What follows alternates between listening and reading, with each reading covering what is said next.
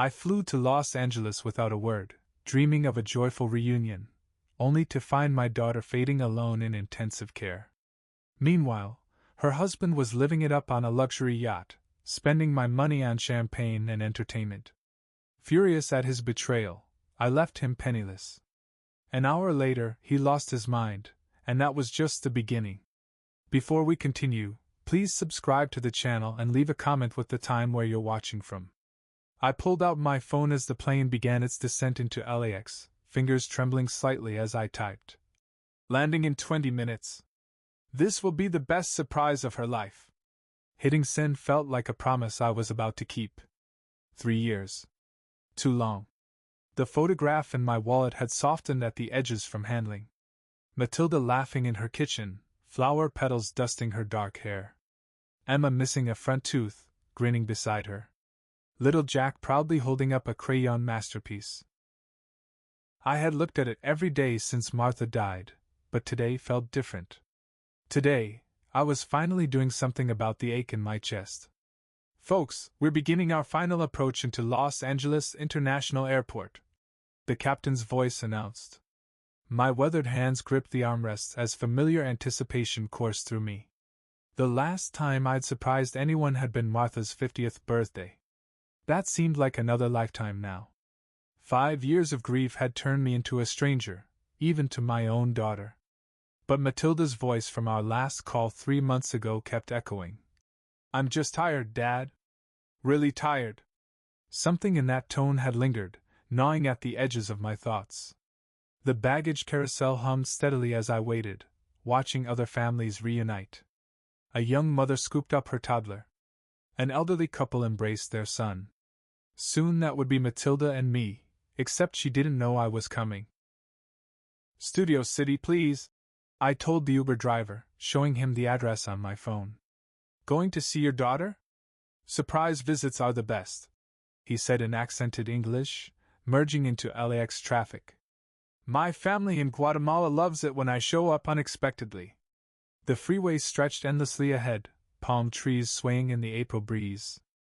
Los Angeles looked exactly as I remembered, sprawling, sun-soaked, nothing like the small Texas town where I had raised Matilda. She had always been drawn to bigger things, brighter lights. Martha used to say Matilda had inherited my adventurous spirit, back when I still believed in taking risks. I tried calling Matilda twice during the drive, finger hovering over her contact before hanging up. No, better to surprise her in person.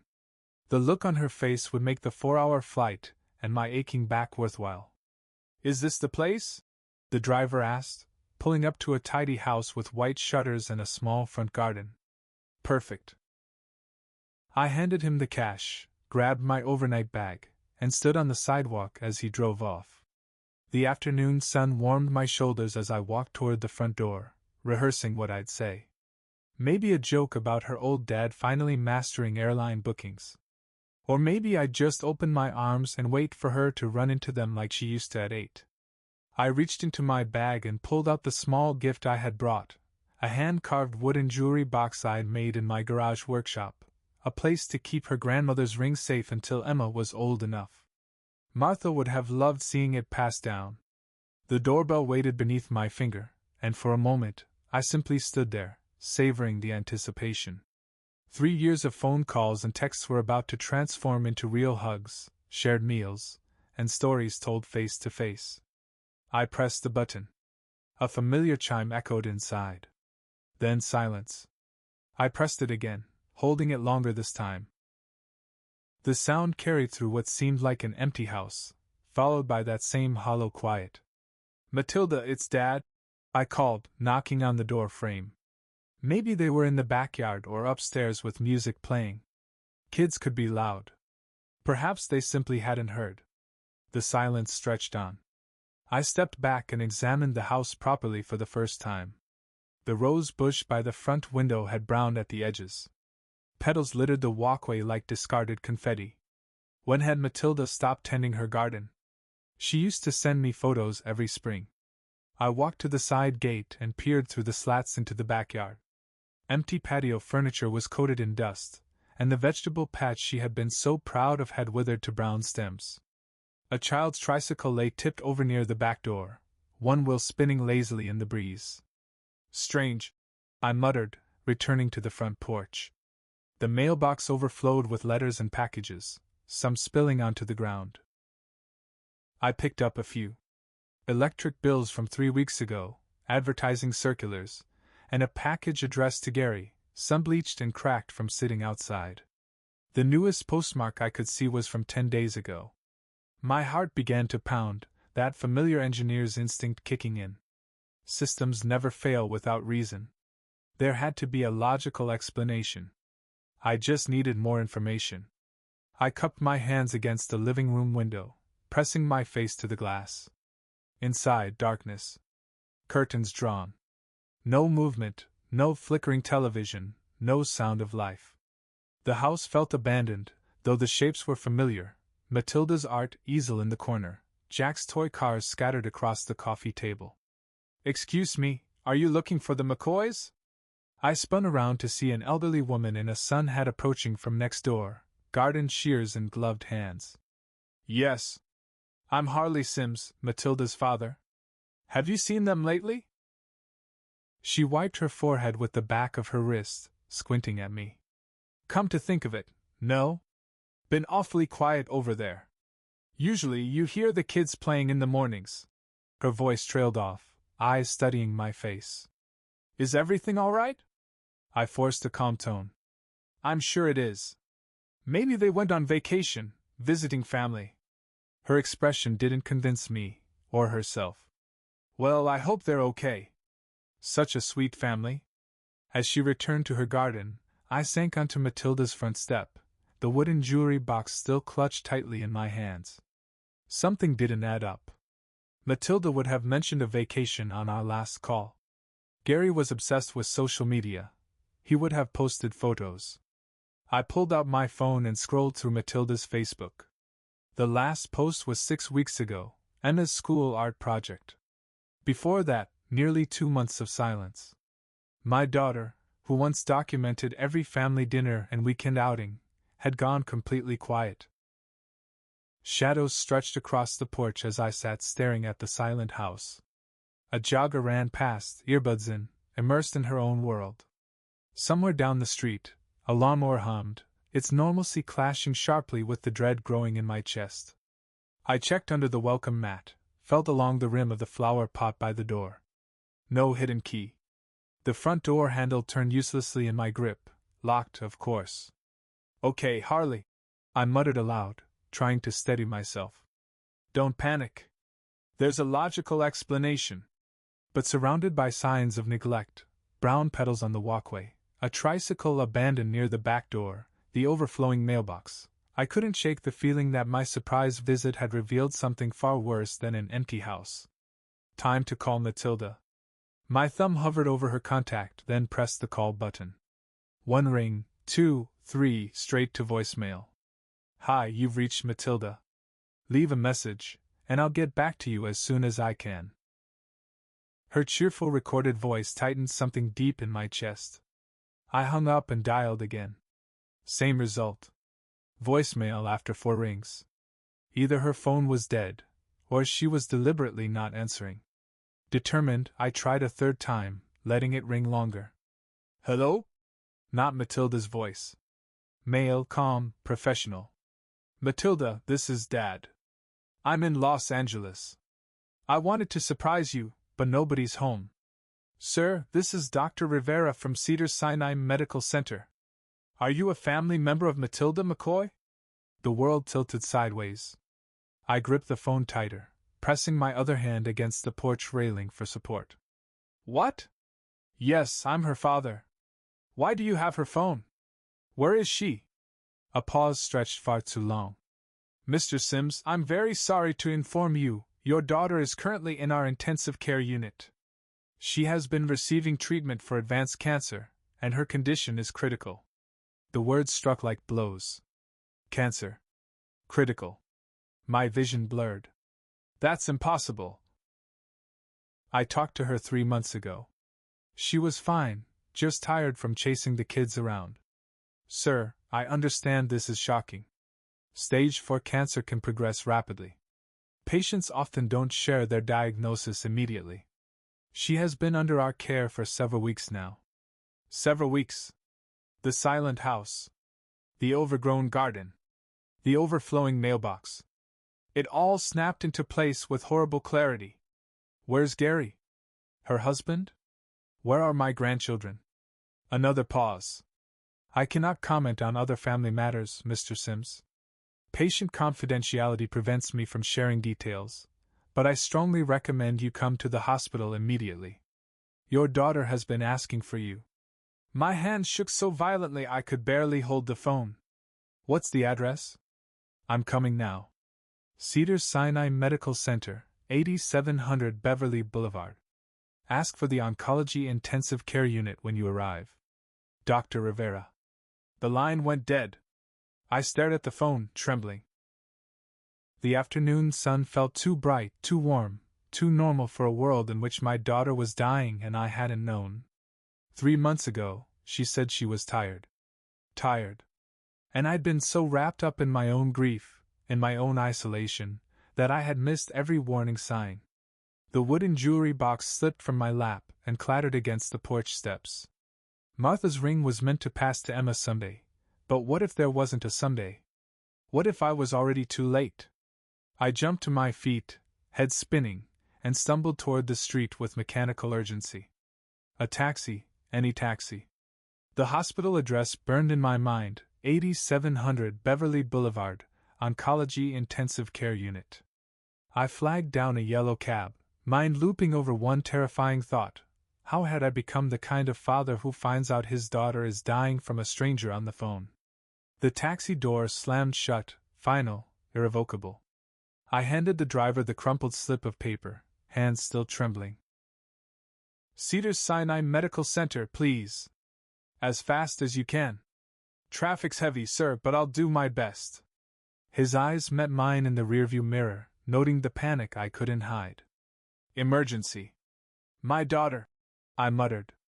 The words caught in my throat. She's dying. The leather seat beneath me felt alien. Too smooth, too ordinary for someone whose world had just shattered. Outside, LA traffic flowed in its usual chaotic rhythm, people heading home, picking up groceries, living ordinary lives while mine careened into nightmare. Cancer. Stage 4. Critical. I pulled the worn photograph from my pocket again. Matilda's laughing face. How had I missed the signs? That last phone call replayed endlessly in my mind. Just tired, Dad? Really tired. The tone, the weight behind it, I dismissed it as normal exhaustion, motherhood, work stress. What kind of father had I become? The taxi lurched forward in stop-and-go traffic, memories flooding back. Matilda's first wobbly steps toward me across the old kitchen floor, arms outstretched, absolute trust in her eyes. Teaching her to ride a bike in the park, running beside her until I realized she'd pedaled 50 yards alone. Her high school graduation. Walking her down the aisle 2 years ago. Every proud smile, every milestone, every promise Gary had made. I'll take care of your daughter, sir. Where was he now? Why hadn't he called when she got sick? I dialed Gary's number for the 4th time. Straight to voicemail again. Gary, this is Harley. I'm in LA. Matilda's in the hospital. Call me immediately. The message felt useless, too polite for the rage building in my chest. My daughter was fighting for her life, and her husband was nowhere to be found. Faster, please! I shouted to the driver. She's only 38, 2 little kids. So young, he murmured, pressing the gas as we raced through a yellow light. I have a daughter the same age. This breaks the heart. Palm trees swayed outside the window, indifferent. LA looked like paradise, but it felt lonely. Martha had been right about that, just as she had always been right about so many things. If Martha were alive, she'd have known. Mothers have that intuition, that invisible connection. She would have sensed something was wrong during those phone calls, pressed for details, maybe flown out herself. But Martha was gone, and I'd spent 5 years drowning in my own grief instead of being the father my daughter needed. I folded and refolded the hospital address until it was a small square in my palm. Solid. Real. The only tangible thing in a day that had become completely surreal. This morning, I was a retired engineer planning a surprise visit. Now I was hurtling through LA traffic to see my dying daughter. The taxi arrived just as evening painted the sky purple. Modern glass and steel loomed clinical, imposing. Through the windows, people moved with purpose. Doctors, nurses, families navigating their own crises. "Here we are, sir. Good luck with your daughter," the driver said gently. I handed over the cash, grabbed my overnight bag, and watched him drive away. The automatic doors whispered open to a lobby absurdly cheerful in the face of human suffering. Bright art installations, polished floors. At the information desk, a kind-faced woman looked up expectantly. "Oncology Intensive Care Unit," I managed. "My daughter, Matilda McCoy. I'll need a visitor badge and any paperwork." She handed me a badge and clipboard. "Take the elevator to the 7th floor. Sign in, please." My hands shook as I wrote my name. Each floor the elevator passed felt endless, each number a countdown to devastation. The doors opened, and the antiseptic scent hit me immediately, a mixture of cleaning chemicals and quiet despair. Dr. Rivera waited at the nurse's station, compact, wire-rimmed glasses, kind eyes. "Mr. Sims, I'm glad you made it safely. How is she?" The words came out hoarse. "Stable for now. The chemotherapy hasn't been as effective as we'd hoped, but she's responding to the current treatment protocol." He gestured down the hallway. "She's been asking for family. She'll be relieved you're here." We passed rooms filled with soft beeping and hushed voices. Through one door, an elderly man held his wife's hand. Through another, a young mother read to a child with a bald head. "Room 712, Dr. Rivera said softly. "The illness has taken a physical toll, but mentally and emotionally, she's still very much herself." Nothing could have prepared me. Matilda lay propped up in the hospital bed, monitors tracking her heartbeat and steady green lines. 4 tubes snaked from her arms to hanging bags. She looked small, fragile, a shadow of the vibrant woman who had danced at her wedding. And yet, when her eyes met mine, her face lit up with the most beautiful, radiant smile. "Daddy." The words slipped out as a whisper, but it hit me like a freight train. I crossed the room in 3 steps and carefully gathered her into my arms, afraid I might break her. She felt fragile, almost bird-like, all angles where there used to be soft curves. "Oh, sweetheart." The tears I'd been holding back since the phone call finally spilled over. "I'm here. I'm not going anywhere. I didn't want to worry you." She breathed against my shoulder. "You were still grieving Mom, and I thought I could handle it myself." I pulled back to look at her, smoothing the thin hospital blanket around her shoulders, the same way I used to tuck her in when monsters lurked under her bed. "Why didn't you tell me? We could have faced this together." Her eyes filled with tears. "The doctor said 6 months, maybe 8, with treatment. I kept thinking I'd get better, that I'd call you when I was in remission, when I had good news to share. 8 months, maybe less now." I sank into the chair beside her bed, taking her hand in both of mine. Her fingers were ice cold despite the warmth of the room. "Where's Gary?" I tried to keep my voice neutral, but her expression shifted instantly. "He said he had important business meetings this week." She looked toward the window. "He promised he'd be back before the weekend." "When did you last see him?" 3 days ago." The words were small, ashamed. "He's been distant since the diagnosis. I think it scares him." "Scares him?" My daughter was dying, and her husband was scared. "Has he been helping you? Taking care of the kids?" "My neighbor Emma watches them during the day. Gary handles the practical stuff." But the way she said it, like she was trying to convince herself, told me everything I needed to know. I spent the next hour simply being there, holding her hand as she drifted in and out of sleep. Every time she woke, her eyes found mine, searching, making sure I was real. As evening deepened outside, she finally sank into a deeper, steady sleep. I gently released her hand and moved to the window, gazing at the city lights beginning to twinkle like fallen stars. Time to try Gary again. I pulled out my phone, Gary's contact glowing on the screen. This time, he'd answer. He'd explain where he'd been while his wife fought for her life. First call, one ring, then voicemail. He was definitely screening. I typed a text. Your wife is in ICU. Call immediately. 5 minutes passed. Nothing. A second attempt yielded the same result. Then I noticed Matilda's phone on the bedside table, plugged in. Maybe if the call came from her number. I glanced at her sleeping form, then carefully picked up her phone. Gary's contact appeared in her recent calls, but the last incoming call was from 2 days ago. 2 days since he'd bothered to check on his dying wife. Third call attempt, from Matilda's phone. Straight to voicemail again. Frustrated, I nearly set the phone down when a notification lit up the screen. Instagram. The app was still logged in as Matilda. At the top of the feed, Gary's story appeared, marked with a red circle. I tapped it without thinking. The first image made my blood run cold, a luxury yacht deck gleaming in afternoon sunlight. Champagne glasses catching the light. Someone's manicured hand holding a flute in a celebratory toast. The timestamp, 2 hours ago. I swiped to the next story. Gary's face filled the screen, grinning broadly, arms around 2 men I didn't recognize. All 3 wore expensive sunglasses, looking like they'd stepped out of a magazine ad. Behind them, the Pacific Ocean stretched endlessly. Caption: Living my best life with the boys. Posted 90 minutes ago. While I watched, my vision blurred with rage, but I forced myself to keep documenting. Screenshot after screenshot, each one a dagger. Gary lounging on pristine white cushions. Gary diving off the yacht's platform.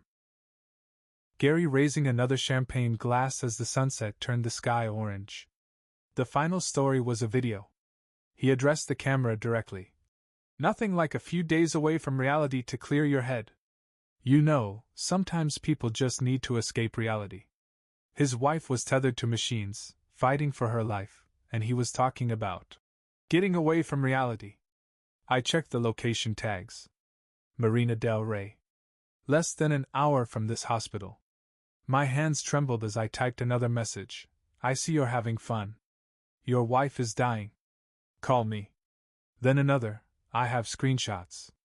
We need to talk. No response. I paced the small room quietly, careful not to wake Matilda, my mind spinning with the implications. That yacht rental couldn't have been cheap. It had to cost thousands per day. Gary was a business consultant, yes, successful, but not yacht for fun successful. Where had the money come from? Looking down at Matilda's peaceful face, I whispered promises I should have made months ago. I won't let him hurt you anymore, sweetheart. Daddy's here now. I'm going to fix this. The monitor beside her bed beeped steadily, each tone marking another heartbeat. Another moment of life that Gary was squandering while he partied with friends. How long had this been going on? How long had she been suffering alone while he played at being single? I returned to the phone, systematically screenshotting everything. The engineer in me took over, document the evidence, build the case, find the leverage points. Gary might think he could abandon my daughter in her darkest hour, but he'd made one fatal error. He'd forgotten that Matilda had a father who would burn the world down to protect her. My phone buzzed. Gary's name flashed across the screen. I looked at Matilda one last time. Her thin face finally relaxed in sleep. Then I stepped into the hallway. Time to have a conversation. I'll be right back, sweetheart, I whispered, brushing a kiss across her forehead. Just going to get some coffee. The elevator carried me down past signs directing visitors to various departments. The cafeteria was mostly empty, save for a few medical staff grabbing late meals between shifts. I bought coffee I didn't even want and slipped into a quiet corner, pulling out my phone to stare at the yacht photo again. The image burned brighter each time I saw it, Gary's carefree grin, the gleaming deck, champagne glasses catching the sunlight. How does a business consultant afford a $15,000 yacht rental? The memory hit me cold. A year ago, Gary had approached me about family emergencies, medical bills, and repairs. Emma needed dental work. The house needed fixing. Could I grant him temporary access to my backup account? Just until things stabilized, he promised. Matilda didn't need financial stress on top of everything else. I'd been impressed by his apparent concern for her well-being. What a caring husband, I'd thought, protecting his wife from money worries. My hand shook as I opened my banking app and accessed the shared account I'd set up for him. Transaction history loaded slowly, each entry like evidence in a courtroom. Marina del Rey, yacht charter, $15,000, posted yesterday. Nobu Malibu, $850, 3 days ago.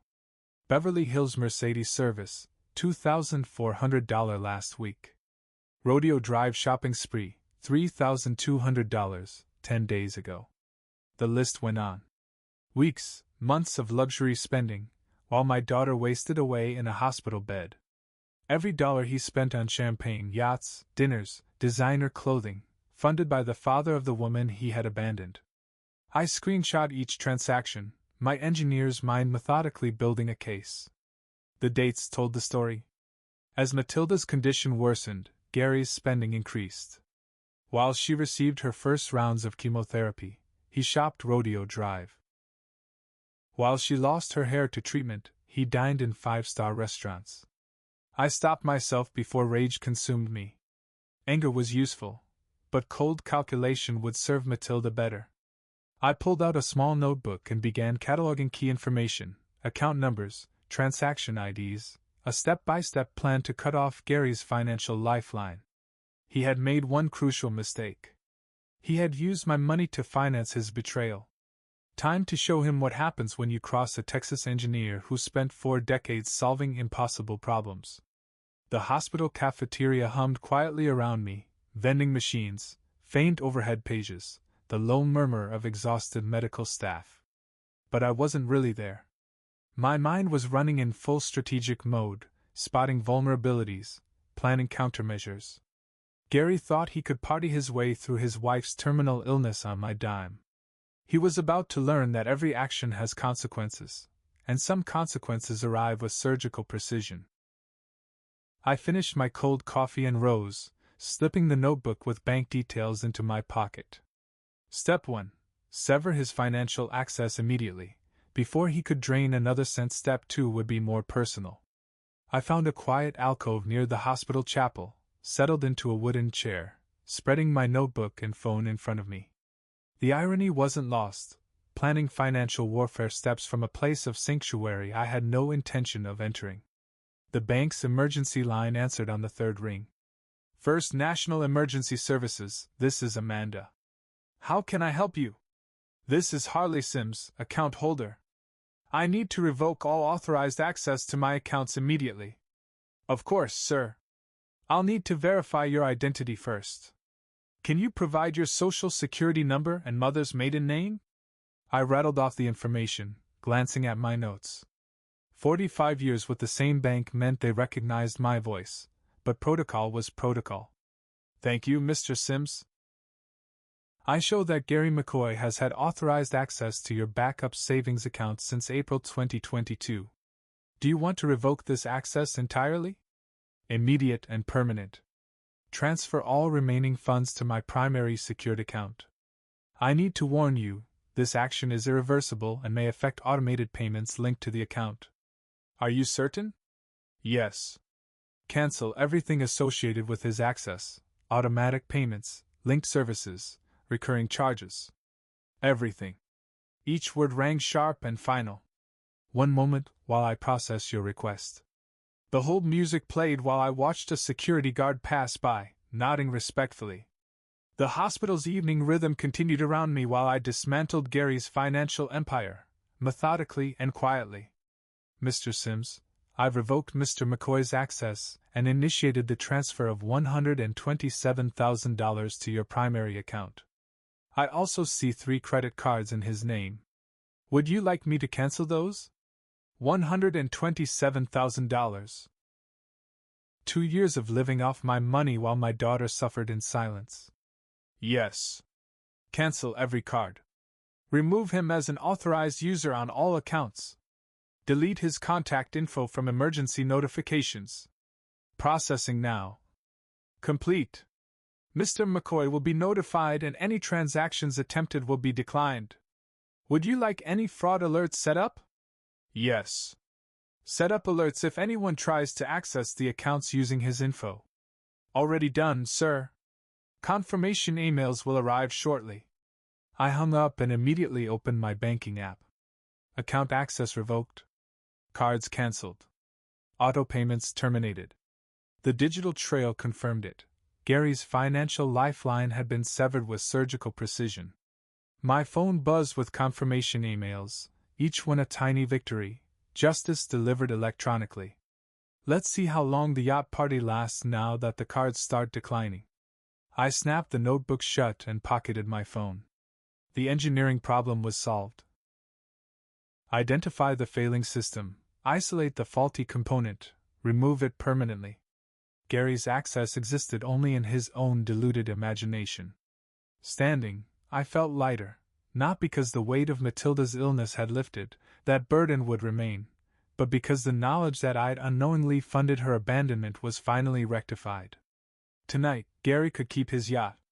Tomorrow, when his cards declined and his calls went unanswered, he'd learn the consequences of parasitic living.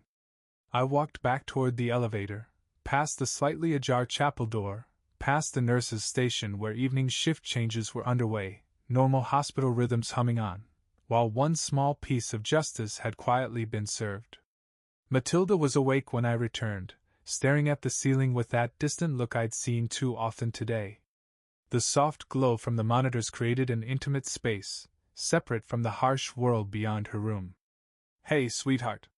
How are you feeling?" I asked, setting my untouched coffee down and sliding the chair close to her bedside. "Better now that you're here." She turned toward me, and I could see something had shifted during my absence. "Dad, I need to tell you something about Gary." I took her hand, noting how cold her fingers were despite the warm room. "Take your time, honey. I'm here." He changed after Jack was born, started saying I wasn't contributing enough financially. Her words came slowly, measured, like she was testing them for safety. The freelance design work got harder when Jack was colicky, and Gary said I was a burden. My free hand clenched beneath the hospital blanket, but I kept my voice calm. "A burden? You're raising 2 children." He said the medical bills were ruining his future plans, that he'd married a partner, not a patient. Matilda looked away, shame creeping across her cheeks. When the cancer diagnosis came, he shut down completely. Staying out late, inventing excuses about work meetings. What kind of man abandons his sick wife?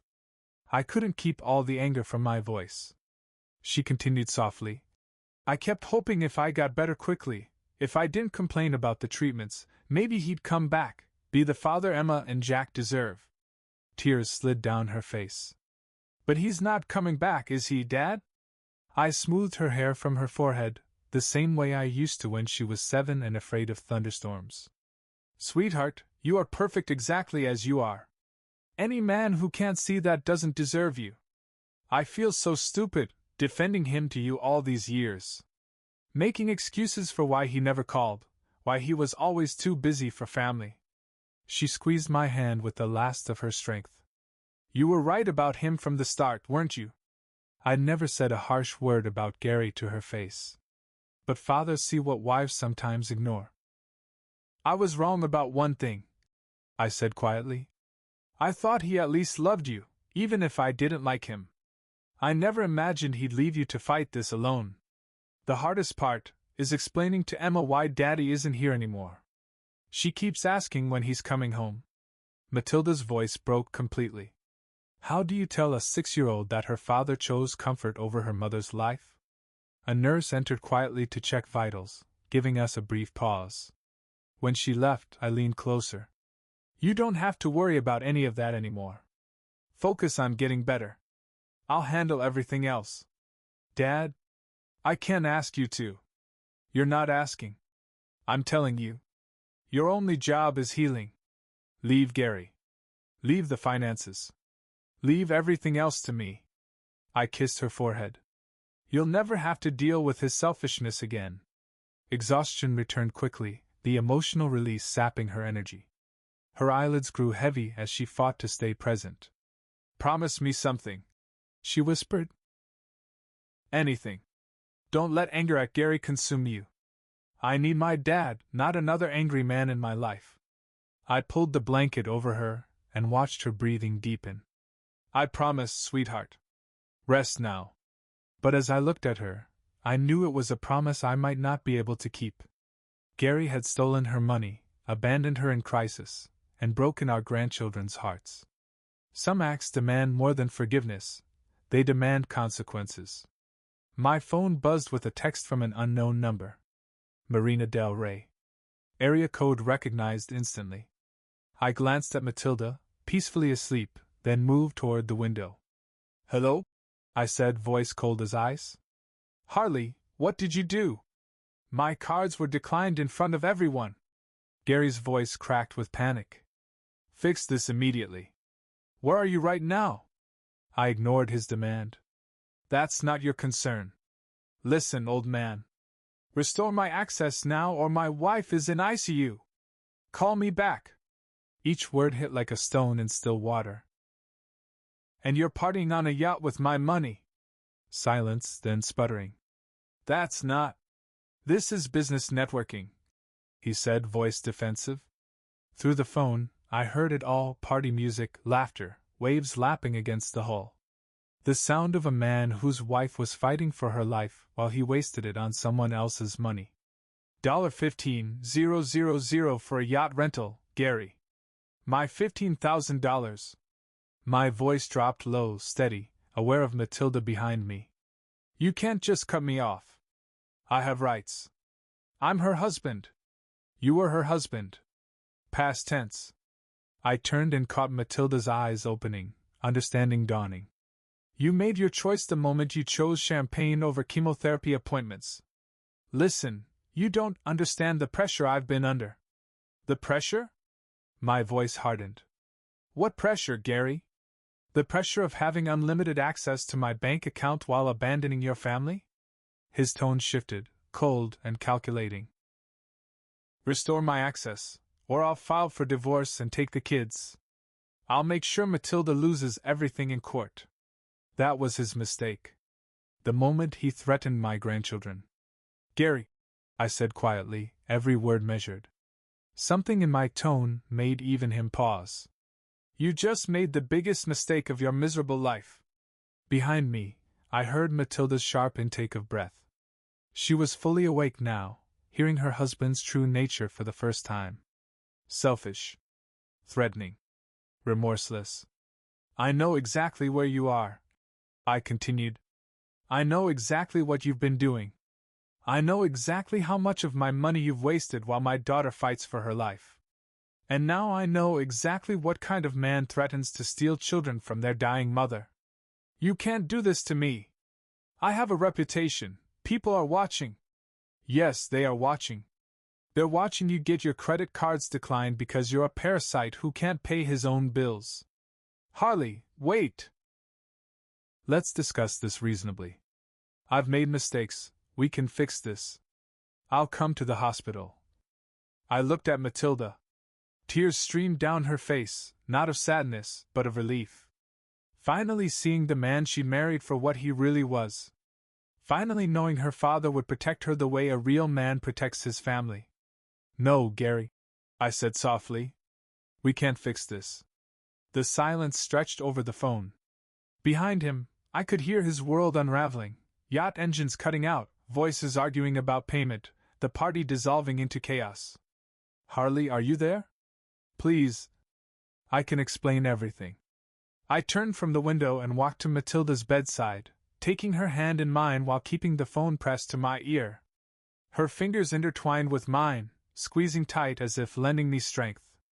Gary, you chose a yacht over your dying wife. You chose parties over your children. You chose my money over your family's future.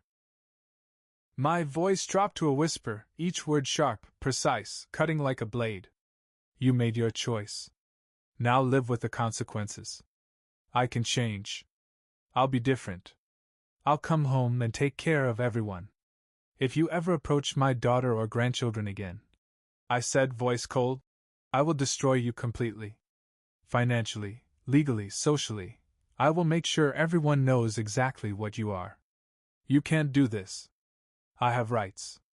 I'm her husband. You abandoned your sick wife for yacht parties.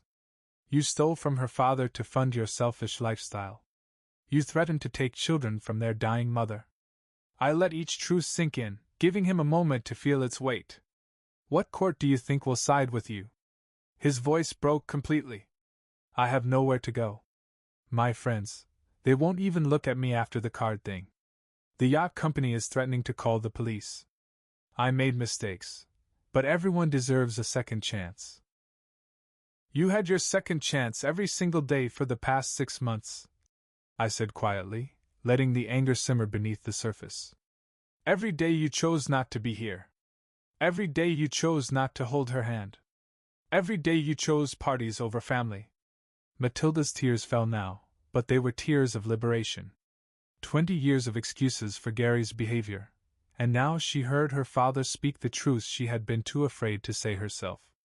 Please, Harley, I'm begging you. Just give me enough to get home, and we can. No. The word cut the air like a final judgment. You're done, Gary. Done with my money. Done with my family.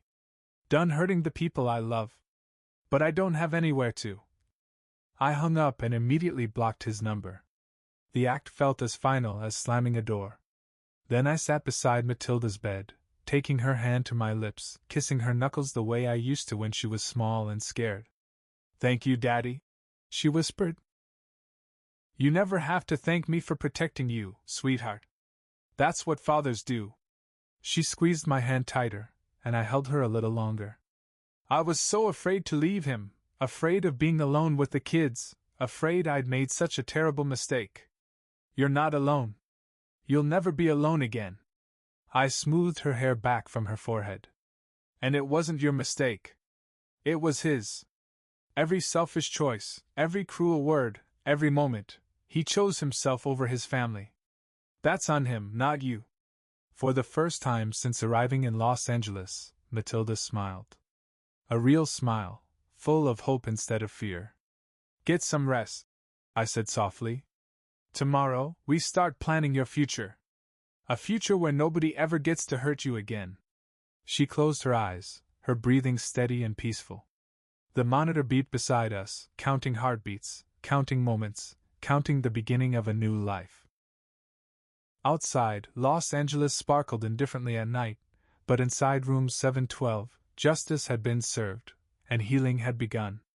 1 year later, in 2025, sunlight poured through the kitchen window of our new Texas home, painting golden squares across the hardwood floor. Emma's art supplies lay scattered in organized chaos, and children's laughter drifted from the backyard, mixing with the rhythm of Matilda chopping vegetables for lunch. I paused in the doorway, watching my daughter move with energy and grace, month by month returning to the vibrant woman she had always been. Her hair had grown back thick and healthy, framing a face radiant with life. The haunted look was gone, replaced by the confident woman I had raised, the one Gary had tried to bury under manipulation. Dad, you're lurking again, she said without turning. That familiar teasing tone, the sound of a daughter who had come home to herself, told me everything I needed to know about her recovery. Just enjoying the view, sweetheart. Still can't believe you're really here. Through the window, I watched Jack showing Emma how to throw a perfect spiral, passing along their grandfather's football techniques with patient precision. At 8 and 6, they had adapted to their new life with the resilience children possess when they finally feel safe. The divorce had been swift and merciless. Gary's threats about custody vanished the moment his lawyer reviewed the recorded calls and saw the bank statements. A man who abandoned his terminally ill wife while spending her father's money on yacht parties didn't exactly earn sympathy in family court. Grandpa! Emma's voice rang through the screen door. Come show Jack how to catch better! In a minute, honey, I called back, turning to Matilda. How are you feeling today? Really feeling? She set down her knife and faced me, and in her eyes I saw what Dr. Rivera's tests had confirmed 3 months ago: complete remission. I feel like myself again, maybe even better than myself. Stronger. The kitchen timer chimed, and she pulled a pan of cornbread from the oven, Martha's recipe, the one I'd taught her years ago. Some traditions are worth keeping. Remember what you used to tell me when I was little and scared of thunderstorms? She asked, setting the steaming pan on the cooling rack. That storms pass, but families last forever. You were right. She hugged me tightly, just like she used to before marriage, illness, and fear had created distance. Distance about storms, about family, about Gary. I had never said, I told you so. About her ex-husband, and I never would. Matilda had suffered enough. The restraining order spoke louder than any words ever could. Dad, Emma scored a touchdown! Jack burst through the screen door, grass stains on his knees and pure joy on his face. Behind him, Emma performed a victory dance that would have made her grandmother laugh. Touchdown celebrations call for extra cornbread, Matilda announced, cutting generous squares that steamed in the afternoon light. Later, as evening painted the Texas sky in shades of orange and pink, the 4 of us sat on the front porch swing, Martha's favorite from our old house, salvaged and rebuilt here where it belonged. Emma dozed against my shoulder while Jack peppered me with questions about the first stars appearing overhead. Will you tell us the story about how you saved Mom again? Emma mumbled sleepily. Sweetheart, your mom saved herself. I just helped clear away the obstacles. Like the bad man who went away. Exactly. Like the bad man who went away. Matilda reached over and squeezed my hand, a gesture that had become our shorthand for gratitude, love, and the kind of bond that crises either destroy or make unbreakable. We had chosen unbreakable. This is what winning looks like, I thought, watching my grandchildren's eyelids grow heavy in the peaceful evening. Not the moment of confrontation, even though Gary's tearful pleading had been satisfying, but the years of quiet happiness that follow. The ordinary Tuesday evenings when no one is fighting for their life, no one is betraying anyone, and the only drama is whether Jack will finish his vegetables. The stars appeared one by one overhead, the same constellations Martha and I had watched from this swing decades ago, back when Matilda was the age Emma is now. Some things change. Marriages end. People disappoint you. Illness tests every assumption about fairness. But some things endure. The love between a father and daughter, the resilience of children, and the satisfaction of protecting what matters most. Tomorrow, Matilda would dive into her latest design project while the kids attended their new school. I'd tend the garden Martha had always dreamed of and maybe start that woodworking project for Emma's dollhouse. Normal life, the kind worth fighting for. Tonight, though, we sat together under the vast Texas sky. 3 generations bound by love and tested by fire, finally safe in the peace we had earned. If you enjoyed this story, please like this video, subscribe to the channel, and share your thoughts in the comments. To listen to the next story, click the box on the left. Thank you for watching.